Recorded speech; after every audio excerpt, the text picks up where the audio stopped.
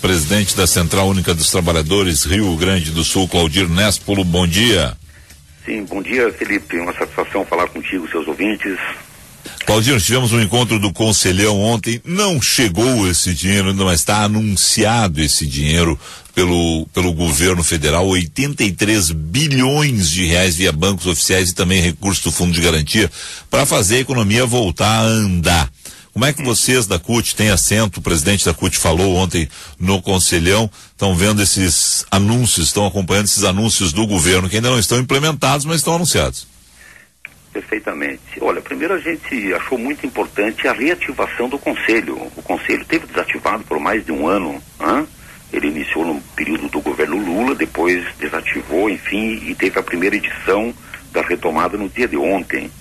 É um conselho plural, lá está todos os segmentos da sociedade brasileira, são 92 membros. Obviamente tem uma ala que é a ala da representação dos trabalhadores, a CUT integra esta ala. E o presidente da CUT ontem se manifestou no conselho de forma muito transparente, como tem se manifestado nos últimos meses, principalmente, alegando que, bom, tem que destravar a economia. O Brasil, obviamente, está vivendo os resquícios da crise internacional, da queda do preço dos commodities, da queda do preço do petróleo, do aço, da queda dos minérios, do soja, né? Isso tem um efeito bombástico nas finanças públicas daqui e dos outros países, e que o mercado que tem que olhar novamente o mercado interno como aquele que pode voltar a recuperar um dinamismo na economia brasileira.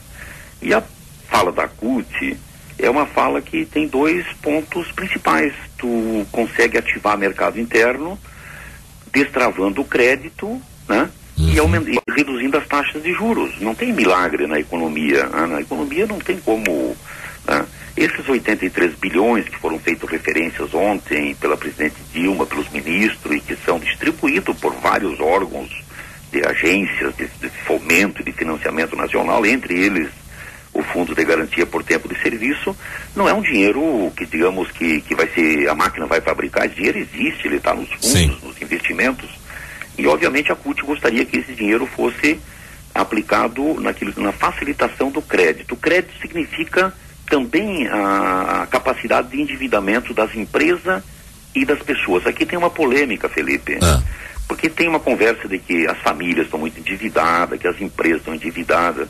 Não, tem um problema aqui que é o seguinte: o Brasil tem um dos menores endividamentos do mundo. Todas as pessoas para poder, e as empresas para poder empreender, ela vai se endividar. É assim que funciona a lógica capitalista, e obviamente vai se programar para pagar as contas. O problema, nesse caso, então, como já você está falando, o problema não é o endividamento, o problema nessa visão, o problema é a inadimplência, que você vê começa a bater, e aí sim, essas dívidas não sendo pagas, se cria uma bolha de consumo, é fácil, não tem problema nenhum de se criar bolha de consumo, o problema é depois as consequências disso. Mas se viu que tem, por exemplo, uma das linhas tem para os trabalhadores um empréstimo consignado com garantia do Fundo de Garantia de Tempo de Serviço. Então não é um dinheiro que não tenha lastro. Perfeito, é um mas você... que tem... Oi? Mas no contrário, você não acha um risco nós utilizarmos o nosso Fundo de Garantia, se depois nós ficamos desempregados, o que acontece? Sim, mas tu veja bem, não está falando para usar todo o seu Fundo de Garantia. Mas é um dinheiro que eu estou contando com esse dinheiro lá para o meu futuro. Não, perfeitamente. Eu conheço muitos colegas meus, trabalhadores, que preferem pegar o Fundo de Garantia agora e fazer alguma coisa enquanto estão em plena atividade econômica, que vão se posicionar melhor para o futuro. Entendeu? Então pode ter polêmica na forma de utilização, mas veja, então não é um problema de ficar descoberto, pega um crédito e depois não paga, não. O problema é as taxas de juros, nesse caso, que tem que resolver junto, e nós registramos isso no Conselhão ontem. A CUT foi muito simples na sua fala. Disse, olha, não tem solução se não expandir o crédito, e não expande o crédito se não tiver a redução das taxas de juros, porque daí compromete efetivamente um planejamento de restituição, de devolução do dinheiro, porque pode perder o emprego, pode ter problema. Então, essa conta não é simples de fazer. Imagino que quem está na gestão da política econômica do governo, Barbosa, os ministros, enfim, a própria presidente Dilma, tem as preocupações, porque baixar a taxa de juros dá uma gritaria muito grande de quem, Felipe? Quem que grita quando baixa as taxas de juros? é os banqueiros, é o setor rentista, esse pessoal que tem consumido 47% do orçamento do dinheiro público brasileiro e ninguém fala nada.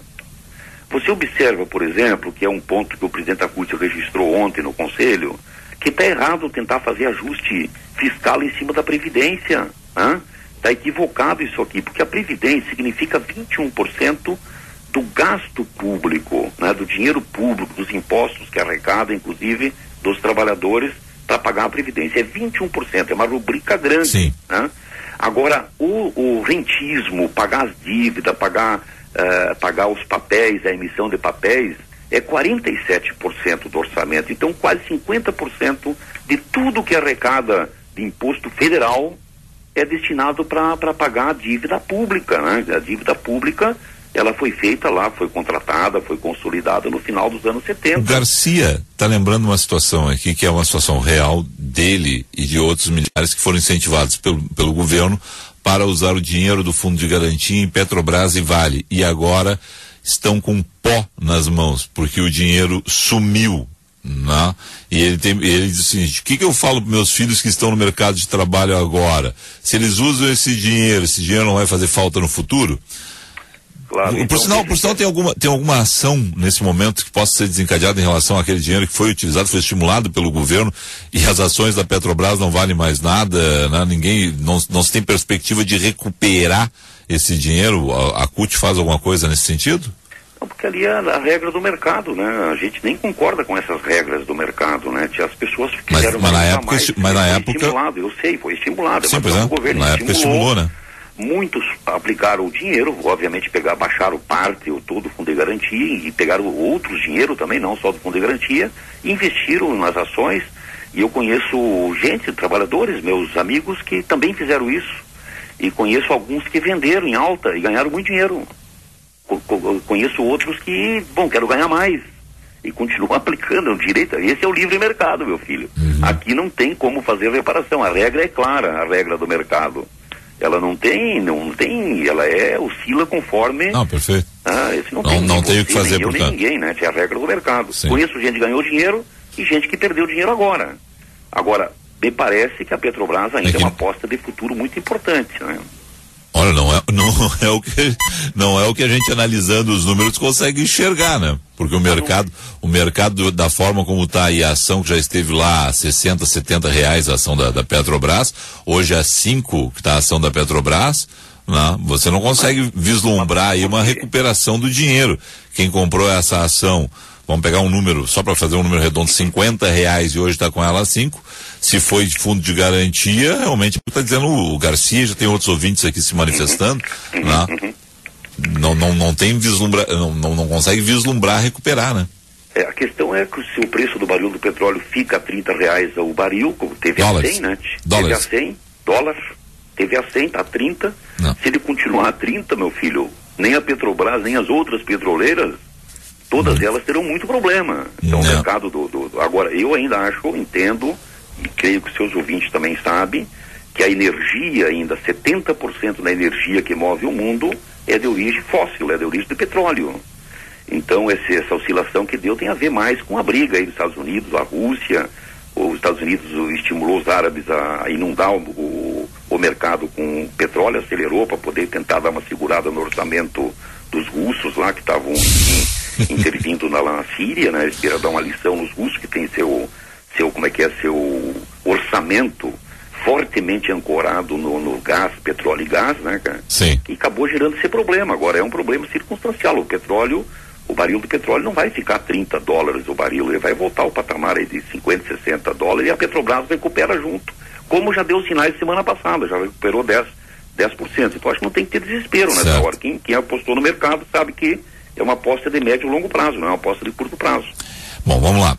Só tem uma situação aqui que não é isso, tá? Mas vamos lá, o 9504-1315. A CUT defendendo o mercado? Não, tu tá sendo realista dizendo o seguinte: bom, essa é a regra do mercado. Quem foi pro jogo sabe que foi o jogo que entrou. Mas o problema, eu acho que é esse o problema, né? É que o governo estimulou milhões de pessoas a entrarem nesse jogo e as pessoas não conheciam o jogo, não conhecem o jogo do mercado, né? E aí atiraram lá a sua poupança e hoje estão tendo prejuízos grandiosos, né? né? A gente tem 1, 2, 10 casos de que ganharam para 200, 400, 500 que perderam.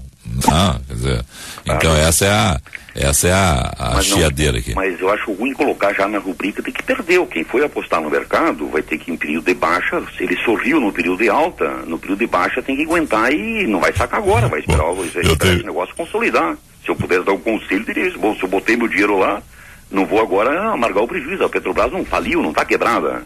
Entendeu? Perdi. Não existe isso. É coisa fantasia. Petrobras está ancorada no petróleo. O petróleo move o mundo. Vamos ver.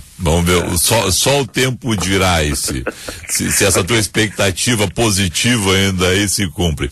Mas é evidente, é ancorado no dólar e no preço do barril do petróleo. Está visto, só não tem pouca divulgação disso. Vamos lá, não tem problema. Mas o tema do crédito é um crédito responsável. Com baixando taxa de juros pode abrir o caminho para recuperar o mercado de consumo interno, que ele alavanca toda a economia, fator determinante. Portanto, para vocês são positivos os anúncios feitos pelo governo ontem. São insuficientes, mas são positivos. Agora tem que vir junto agora já na última reunião do cupom já manteve a mesma taxa de juros, ela continua muito alta, beirando 14%, e tem que começar a reduzir a taxa de juros para completar o círculo que possa retomar o investimento das pessoas e os investimentos das empresas. Obrigado a você, um excelente dia de trabalho. Obrigado, Felipe, uma imensa satisfação falar contigo e seus ouvintes no programa agora, na nossa grande Guaíba.